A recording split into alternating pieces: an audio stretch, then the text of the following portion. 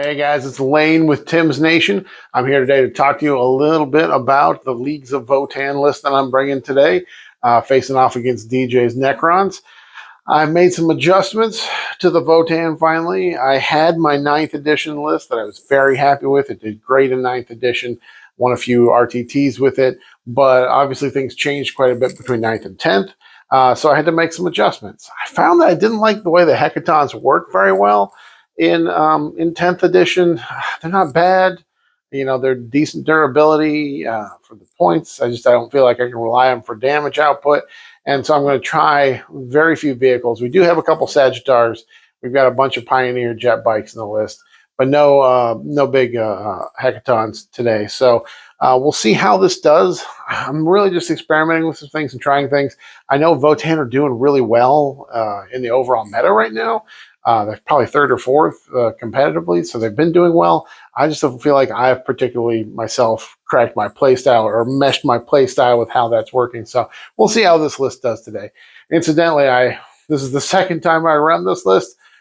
Just as a fun little fact, this past weekend I played against another Lane here in the Cleveland area and gave them their first run. So apparently there are more of me out there, and there are other ones that play Warhammer. So anyways, we're going to go through the list here and then talk a little bit about strats and things I'm going to plan to do with this list today. All right. We have exactly 2,000 points in the Leagues of Votann.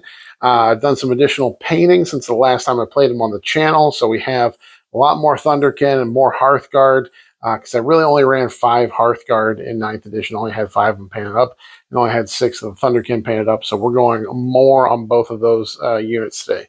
To start off with, we've got characters. We've got the it's totally blanked. Einherjar champion, the E-champ. We've got a call, and then of course we have the Iron Master. We have enhancements in all 3 of them. The E-champ has the long list. This is the one where if his unit kills another unit, an enemy unit that has judgment tokens on it, he can move a judgment token to a new unit. Just a way of moving those judgment tokens around a little bit more. I found that, especially against MSU armies, it's tough to get judgment tokens and everything you want them to be on. So this is going to help me have more judgment tokens out there. Speaking of which, the call has Appraising Glare. This is the one where at the start of the command or my command phase, I pick an objective that my opponent controls, and then all of his units within range of that objective count as having 1 additional judgment token on them for purposes of me attacking them.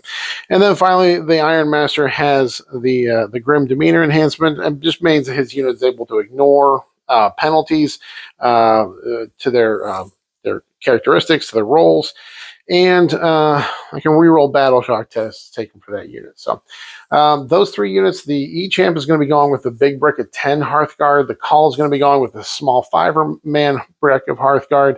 And then the Iron Master is going to be going with a 6-man squad of Thunder Buddies. So after the characters, we've got 1 10-man of the Hearthkin Warriors. These guys are going to be split up into 2 Sagittars.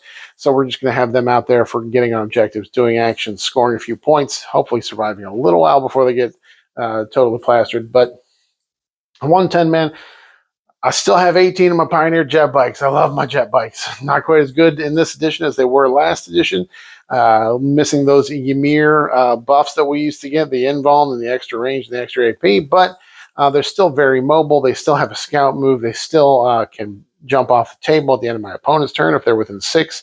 Not even wholly within 6, just within 6 of a table edge.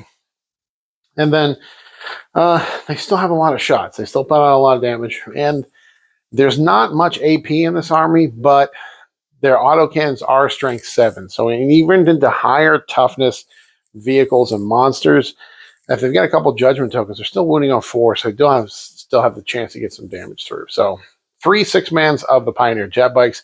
We've got 2 squads of Hearthguard. We've got 1 10-man. The 10-man has the plasma pistols and the gauntlets, the power fists, and the 5-man has the Volkite pistols that do the mortal wounds or the dev wounds, and they've got the plasma blades.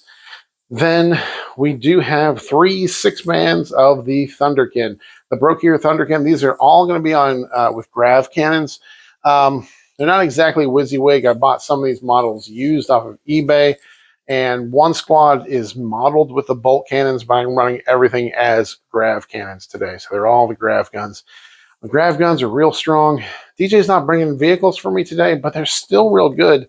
They're D6 blast shots each. They're strength 5, AP 2 damage, so they do get some work through. So we'll see how they perform today. And then, of course, we got 2 of the Sagittars. This is the only other thing in my list that's not exactly WYSIWYG yet. I'm going to be using the missile launchers on the Sagittars. They're modeled with the auto cannons, but I'll be using the missile launchers. These guys have the ability to advance, and then the guys riding inside can disembark even after the vehicle advances. So it just puts them in a better position for getting out there and doing actions and that sort of thing. All right, guys, that is the list. All right, so we've got a lot of big squads with a lot of big guns shooting lots and lots of shots. So some things I want you to keep an eye out for in the game that we play here. Things I'm going to be using, stratagems. First of all, Overwatch is going to be a big one. Those six-man Thunderkin units, they Overwatch on 5s. So they hit on 5s and they Overwatch, and they can put out a ton of shots, which just means DJ's in trouble if he gets too close to them. If anybody moves within 18 inches of them, they're going to fire. They do have an 18-inch range on the grav gun, so that's their drawback. But I'm going to be looking to use that Overwatch just to get more shots, put out more damage, especially against Necrons.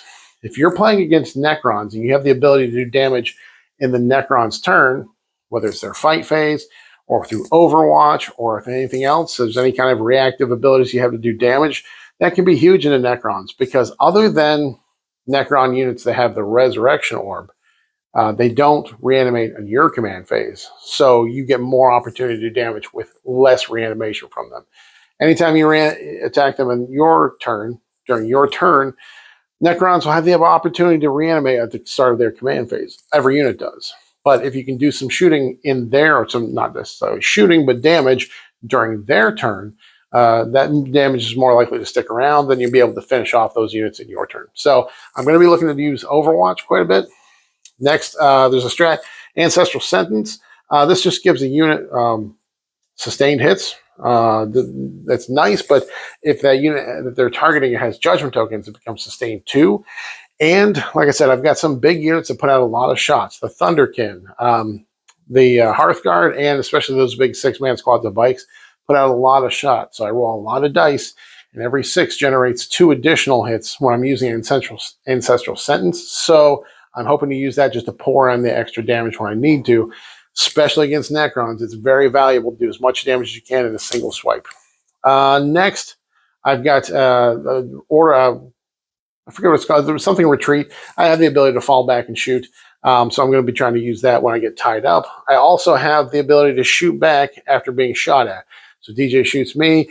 The target does have to have a Judgment token on it, but if he shoots me, I do have the ability to shoot back. Again, that's another way I can do damage to Necrons in their turn, which reduces their ability to reanimate before I get another chance to shoot them in my turn.